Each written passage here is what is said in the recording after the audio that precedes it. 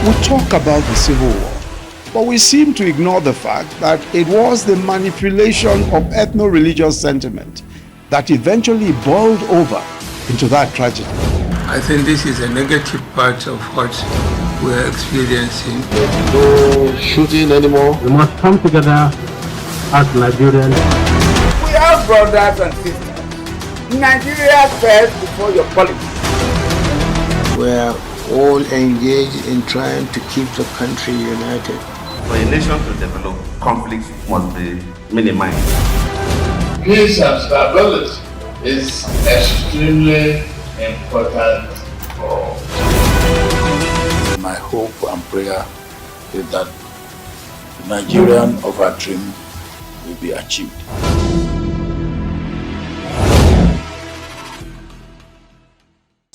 A very good day to you and welcome once again to Building the Nation on Global TV, Star Times Channel 276. My name is Kemi Shekun. If Nigeria is going to be a bigger, better and a more favorable country for all Nigerians, then all Nigerians must put hands on deck to build this nation. And that's why we bring you the program Building the Nation on Global TV, Star Times Channel 276. We look at various and different aspects of how we can build the nation Nigeria. Today on Building the Nation, we'll be looking at the legislature and their contribution to the next dispensation of the incoming government. What would their support or opposition portend for the incoming government? We will also be looking at the representation of women, within these top 6 positions that come with the political terrain in Nigeria. All of this and many more will be discussed with Professor Fatai Aremu, who is a professor of governance institutions and development studies, a multi-author, a researcher for excellence, and a resource person for politicians and, of course, in politics across the world. We'll be right back after this break. To stay with us. Hello, Nigerians. My name is Uyi Agmofwegbe, and this is Global TV. We are here to redefine the broadcast space with incisive conversations, in-depth analysis, and balanced reportage. Do stay here. Hello, everyone. My name is Kikelomo Okere. Keep watching Global TV on Star Time Channel 276. Hello, Nigerians. Ngumena Agame is my name, and you are on to Global Television. For the very best in entertainment, sports, in-depth analysis, reportage, whatsoever that has to do with broadcasting, is where it should be. Stay put. This is Global TV, and you're watching us on channel 276, Star Time. My name is Hosea Lukman. Don't go anywhere. Keep watching. Welcome back. You're watching Building the Nation on Global TV, Star Times Channel 276. My name is Kemi Shekun, and like I did say before that break, we will be speaking with a professor of governance institutions and development studies and the person of Professor Fatai Aremu. A very good day to you, Prof. Thank you for having me. And it's good to see you today.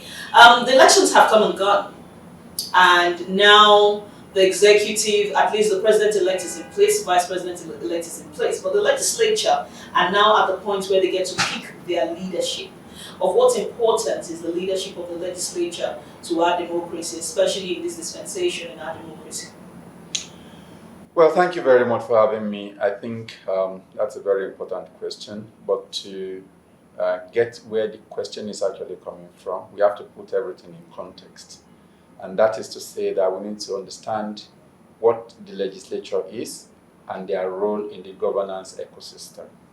So if you check the Constitution, you will realize that the legislature came before the executive in order of hierarchy, meaning that as the representatives of the people, and being that they are the largest concentration of people elected from the whole country, from all parts of the country. So the Constitution vested in them a lot of powers.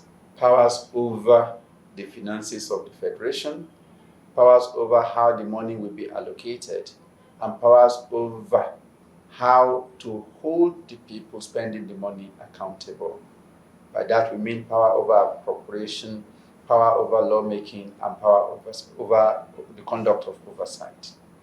Because of these powers, it is expected that when it comes to the leadership of that institution, a lot of politics will be brought to bear on it. And that is what we have been experiencing so far.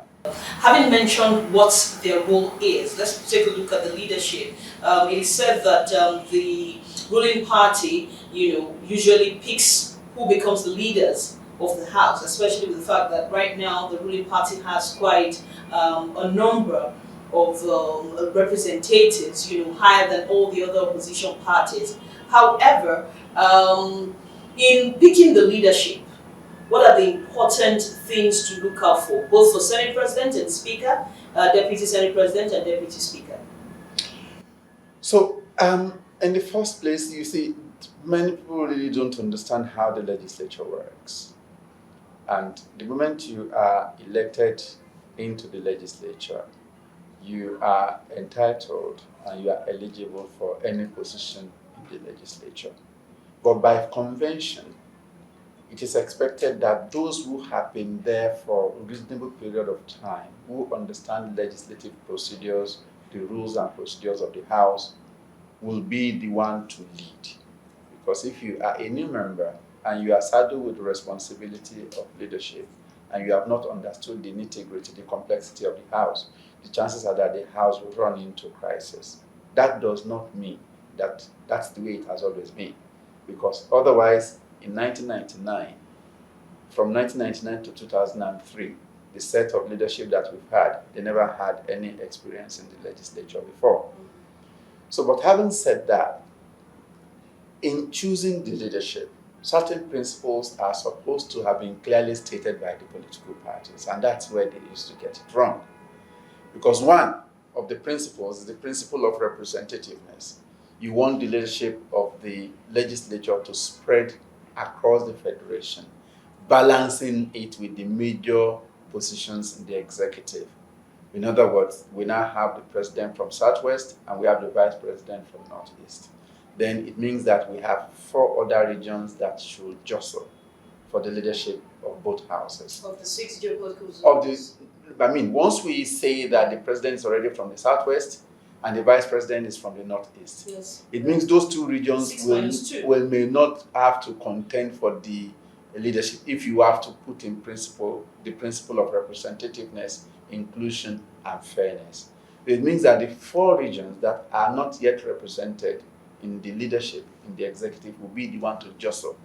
Then the political parties are supposed to come out clearly with the principles that will guide eligibility criteria for each of these leadership positions, so that even those who are not in ambition from the beginning already know that based on these eligibility criteria, they will be able to judge themselves whether they are even supposed to indicate interest. And if they want to indicate interest, they will know which of the positions is open to their region. So the issue is that most of the time the political parties will delay in defining those eligibility criteria and the principles that will guide the recruitment of the leadership of the National Assembly, thereby opening it for different things to come in. Well, interestingly, the political party that is ruling right now, about a few days ago, made their position known.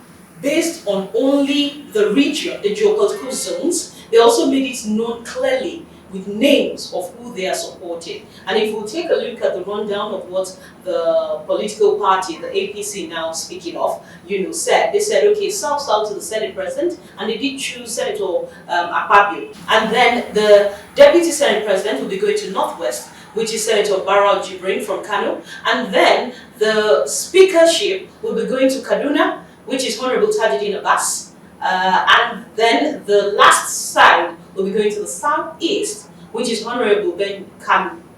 Now, with all of this being made known, what are the chances of some of those who have worked hard, so to speak? I want to quickly take a look at the case of the Deputy Speaker of the House of Representatives, who's going in for his 5th term, and as a matter of fact, has been a part of the party that the current president-elect is from.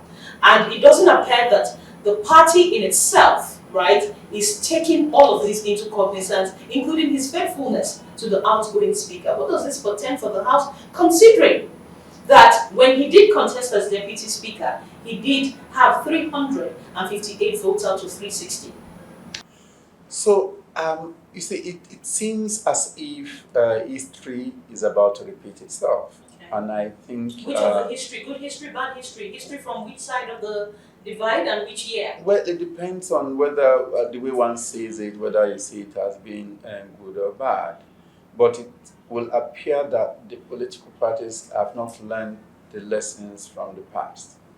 In the sense that the moment you demonstrate some indecision and some inconsistencies in the leadership recruitment process of the legislature, it spirals out of control very easily. And it is particularly so this time because the legislature, the National Assembly, is more plural, it's more pluralized, it's more, it's composed of different political parties. And the opposition party have seats combined that could actually hold the ruling party to ransom. And in the selection of leadership, we have to always bear in mind that if the opposition parties could rally themselves and rally behind some aggrieved members of APC, they could actually upturn the preferences of the party. And that's why one has to be very careful the way you go about it. First, one of the lessons that they appear to have missed out is the delay in laying out the eligibility criteria for each of the positions from beginning and allow every member to know. Make it public. The second thing is that you've allowed people to indicate interest, to mobilize and campaign.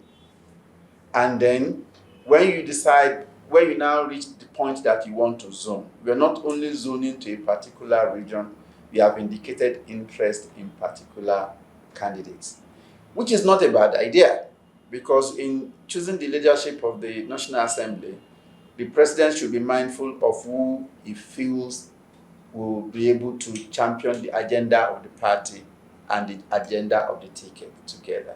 So there is a limit to how you can make it random and make it open. But the moment again that you begin to define and express preference to specific candidates, you multiply grievances within the party. And a house that is cracked, it's very easy for the lizards to enter. A house divided against itself. Yeah, that's the problem. So we don't know the kind of negotiation and bargaining that will now follow the declaration of the zoning formula. Unless the bargaining and the negotiations and the coordination is very effective, you are likely to see history repeating itself. And by that I mean the coalition of opposition members-elect could rally around some aggrieved members of APC and upturn the preferences of the party. Okay, well, you're watching Building the Nation on Global TV, StarTimes Channel 276. We're looking at the legislature and how their support or the choice of their leadership would affect the incoming government of the APC and the president-elect and his vice. Thus far, we have looked at the zoning of the party and their stand on this. I think that in Building the Nation, we must not eschew the place of women in participating in politics and also in being given some leadership roles, to help and assist fellow women to also achieve a lot in politics. We'll take a quick break, and when we do come back, we'll look at the legislature and the fact that this 10th Assembly has the least number of women since 1999 that we have started this democracy, and even in the leadership of the first 6 people in the country as we speak, no woman, sadly, is represented. We're back. Hello Nigerians, my name is al-mustofiyyah and this is Global TV. We are here to redefine the broadcast space with incisive conversations, in-depth analysis and balanced reportage. Do stay here. Hello everyone, my name is Kikelomo Okere. Keep watching Global TV on StarTime Channel 276. Hello Nigerians, Arame is my name and you are on to Global Television. For the very best in entertainment, sports, in-depth analysis, reportage, whatsoever that has to do with broadcasting is there should be. Stay put. This is Global TV and you're watching us on channel 276 StarTime. My name is Hosea Lukman. Don't go anywhere. watching.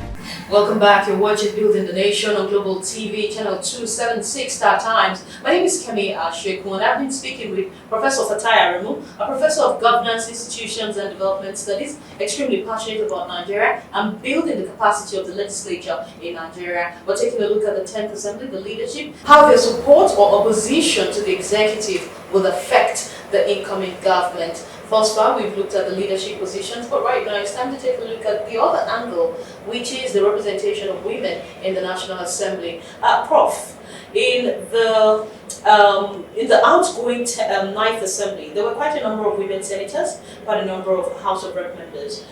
In this 10th Assembly, the number of both houses, right, have reduced considerably, especially in the Senate. But besides the Senate, even the National Assembly, the House of Rep has a reduced number of women representation. In the 9th Assembly, there was a bill for special representation for women, and it was thrown out. But now in this 10th Assembly, right, with the few women that were able to make it into the House of Representatives and the Senate, right, the position by the ruling party for deputy speakership was zoned to the Southeast.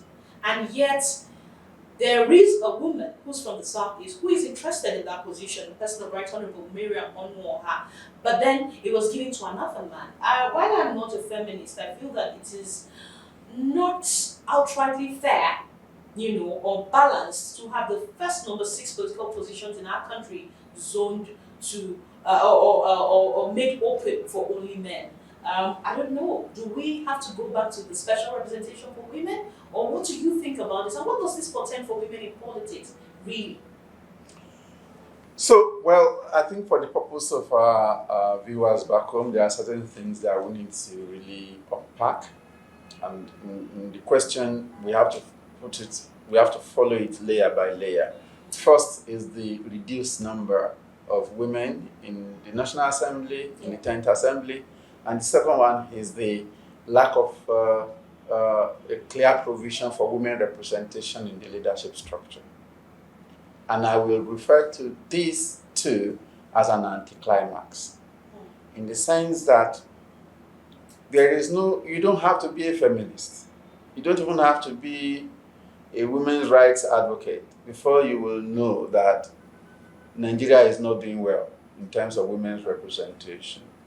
And apart from it not being fair, it is not dignifying. It doesn't present Nigeria in a good light, because the whole world is moving towards women's political and economic empowerment. Nigeria is facing the opposite direction with full speed. So we can't raise our heads up high in the Committee of Nations as being a country that is conscious of inclusion. It's not a good thing for Nigeria. It's like anti-progress. Even in the 9th Assembly, the number of women representation in the parliament was not high. To now have even lower representation is an anticlimax. And the gender bill that was introduced and that happened not to see the light of day was a huge disappointment, in the sense that if you look at the content of the bill, it was actually watered down because of a lot of negotiations and bargaining. But at the end of the day, it still failed to pass. And we were looking forward to the 10th Assembly to be the one to continue where the 9th Assembly stopped. With the reduced number of women parliamentarians, where is the hope? And unless, given Nigeria and our special situation, unless we put in place appropriate legal and institutional mechanisms to create space for women to exhibit their leadership credentials, it won't happen by magic. And now when the opportunity came, this now takes me to the leadership composition. It's a unique opportunity to make a statement, to say that, okay, well, we have reduced number of women in parliament now, but we recognize that they have a role to play. And this particular position that is zoned to the Southeast will equally be zoned to the women. Or to the only woman from who happen to have indicated interest in the race. And that would have been an automatic slot for her. It is not a question of whether. We have no choice because the whole world have moved beyond all these, okay, did we stop them? No, you have to create the space. It won't happen by magic. And Nigeria is not doing well in that regard, unfortunately. Okay, so Prof, for you, how do you think that women can get better placed, especially with regards to these legislative positions? So the first point to start, the first takeoff point is education. The bill that failed in the Ninth Assembly failed largely because even the members who were supposed to vote didn't understand, first, why that bill was important. Second, that when you empower women politically and economically, it doesn't mean that the men are losing. It's not a question of we versus them. Every empowered woman, politically and economically, is an asset to the family, it's an asset to the community, it's an asset to the nation. But it takes a lot of education to change the mindset of the people. And the prejudice, the beliefs that people have that when the woman is holding public office is not a good woman, we need to correct that impression because it's a false narrative. It has no basis. Okay, Prof, you mentioned something that really hit me, and that's the aspect of education, not just of the populace now, but of the legislators themselves. A lot of the times, what you have are politicians who have campaigned ward level and all of that, and eventually they know that there is this space in the Federal House of Representatives and they want to go to Abuja, they're able to make it to Abuja and they become legislators. But then bills come out that they are supposed to be able to look at judiciously, assent to, and grant express passage. But because they are not properly educated, they are unable to even defend the bill where the need be. What do we do? How do we move forward? And it's going to be like a 4-part question, because there is the part of what do we do, there is a part of how do we move forward, there is a part of experience in the legislature and what it counts for, right? In the generality of our National Assembly and the creating the proper place, right, for the making of laws and oversight functions and all of that. So I'm sure you'll unpack them step by step and question by question. Yeah, thank you very much. I think that's a very good question because talking about the way forward, where do we go from here? Yeah. First, the education of the legislature is actually the first thing because there is no member of parliament that didn't ride on the back of massive women's support. When you watch the campaigns, when you watch the mobilization, nobody does it better than the women. They are the ones that you will see organizing campaigns, doing the dancing, the singing, and everything. There is no member that has been elected into the National Assembly that did not ride on the back of very strong support for women, from women. Is that even possible for 360 and 109 senators? If we take the gender bill, for example, as a man, an average man suffers from gender blindness. It's a disease. A man is born into specific privileges that a girl child does not enjoy. But because you are a beneficiary of those privileges, you are not conscious of what the other side is experiencing, right from childhood. A girl is growing up. Why are you sitting there like that? You are a girl. When people are talking, keep quiet, you are a girl. Where did you go to? You cannot be like if a boy goes out to play and comes back at night, there will be nothing. If a girl goes out and comes back late, she'll be in trouble. So a girl child grows up being confused about what is even right and what is wrong. So they don't want to take risks. They don't express themselves. They don't want to be the one to come out. So unless men are able to realize that it is important to create an enabling environment for women to be able to express themselves and bring their potentials to the fore and contribute to the development of this nation, it will never happen. You can't treat men and women are different. And you must create special dispensation for women. This requires a lot of education to get over gender blindness, to be able to get to the point that you will know that the bills are supposed to be gender sensitive and gender responsive. You yourself as a lawmaker, there is a level that you have to reach before you realize that. Okay. So the same thing applies to all the other kinds of bills that require technical know-how. So unless there is a preliminary capacity building for legislators, for them to understand where the bill is coming from, and for That's them for to each bill for now. each bill that is coming to the floor. You can't just read the bill and become an expert on that area overnight. So there is supposed to be some capacity building, some kind of education intervention that is automatic. It is not supposed to be demand driven. The moment you realize that a bill is going to be tabled on the floor of the House, first layer, the committees that are in charge, then all the members will require a lot of education on that particular bill in order to guide them so that they can take an informed decision as to where to pitch their tent. How do we make that happen? That sounds like it sounds like something difficult in my opinion, right? How do we make that happen? So there are institutions that have been established to do that. The National Institute for Legislative and Democratic Studies is one of those. National Assembly Service Commission is also supposed to be part of that. And some structures within the National Assembly itself, some departments are saddled with that responsibility. First, are we getting that? So that's a very tricky question, because when you ask people, they will show you a long list of capacity building interventions that they have done. But whether the interventions have produced the desired result is a different question. A lot of money is being spent to send people on training, to go to this. So I think it will start from the leadership of the National Assembly itself. And that's the why it's bureaucracy. important who becomes the leader. Who becomes the leader? That's why it's important that the leaders are people who understand these things. Exactly. So that you are not just ticking the box to say we have organized X number of training for legislators. We have organized X number of training for legislative aides and legislative staff. No.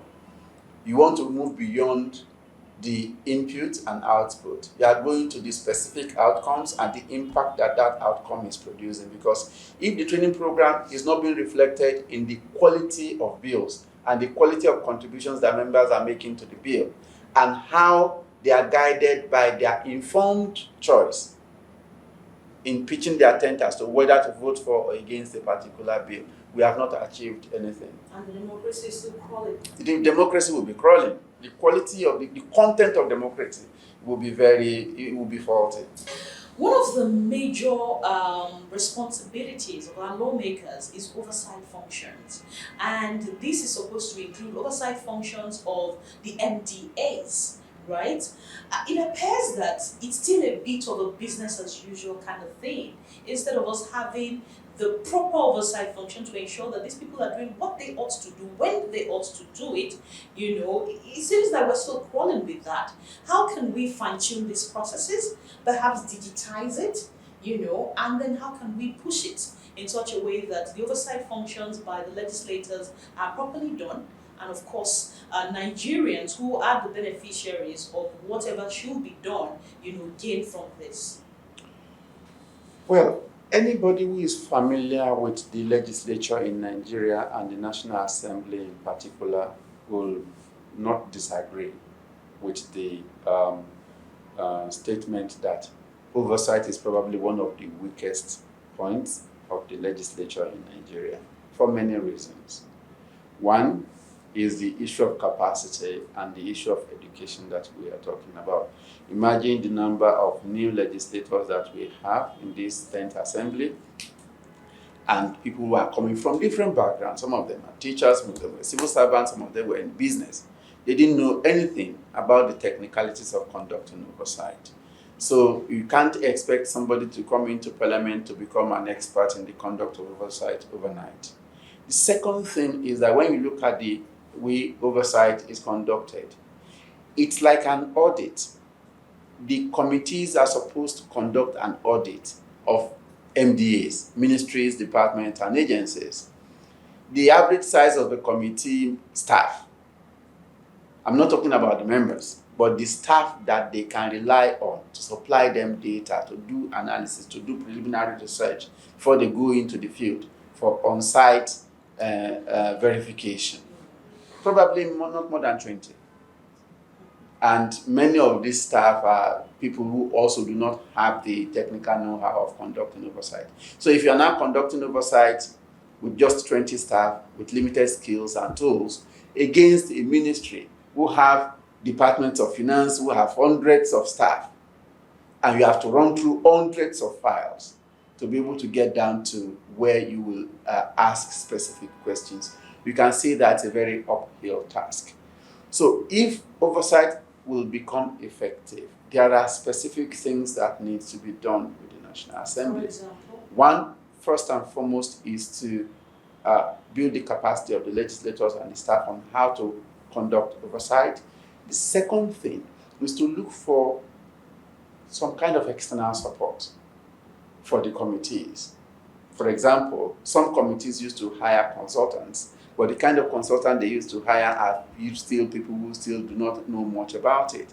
So there is a lot of things that, if I may be very open about this, if the leadership of the National Assembly approaches the World Bank, for example, to say that this is our problem, we have not been conducting oversight, and because of the implication of conducting real oversight is that corruption is still high, mismanagement is very high, and you can't hold people accountable to their responsibilities and the monies that are given to them. World Bank, we need a 10-year intervention to help us transform how oversight is conducted. The World Bank knows, they have experiences around the world. They know the kind of people to bring, either from abroad, in conjunction with people from beginning, to build mechanisms that can harness the opportunities that are out there to ensure that when a committee is conducting oversight, it is true oversight that they are conducting. Well, just before we go, I think this will be my last question, and that is our high turnover rate of the legislators in the House. In Nigeria today, we have a very high turnover rate, which is not equal or same with the legislature of the democracy we are copying. In America, for example, you have a legislator who's been a legislator since 30, 35, he's there till about 80, and he's just there. But here, we have legislators who do one term, then taken out, another one comes in, and which one of these practices is best for democracy? So there are two sides to this issue. When people compare Nigeria with other countries where they have legislators that have stayed long in parliament, they forget that Nigeria is different. In Nigeria, we have different constituencies. Within constituencies, we have different units who also desire to be represented. An average member of House will have about 2 or 3 local governments under him. You don't expect one local government to dominate the seat for 30 years. No. So when people talk about legislative experience, you want people to stay long in parliament, you forget that Nigerian context is not like the American context. We are divided into different units, and each unit is desirous. So even when you have legislative turnover is not necessarily a bad thing. It actually is a signal that the democratic process is lively and it is rotating among different peoples, and you have opportunities of bringing new ideas to the floor every election cycle. For me, if you have a turnover rate of 60 to 70%, and you are able to retain about 30% of the members in the House, is sufficient enough to induct new members into the ways of the parliament. But if we say that we have sit-tight parliamentarians, I don't think it sits well with our own cultural context. So even if we want to adopt the culture of the countries where they have long legislative experience, it will not work in Nigeria because each of the constituencies will struggle. Professor Fatai Aremu, thank you so much for your time. You are a professor of governance institutions and development studies, and if there is anybody that should be in any of the national assemblies, I guess you should be one of them. Are we looking at you contesting sometime soon? Well, let's hope so. We don't know what will happen, so let's see what happens. Are you actively looking at contesting? Well, we can't rule anything out in 2027. You have become a politician. Yes, I may. And that's our package on Building the Nation. Thank you, Prof. That's our package on Building the Nation today. We have looked at the legislature and what they will be bringing to the table and how their support or opposition will affect the incoming government. I have been speaking with Professor Fatai Aremu, who is a professor of governance institutions and development studies. He is a multi-author of several books on politics and governance.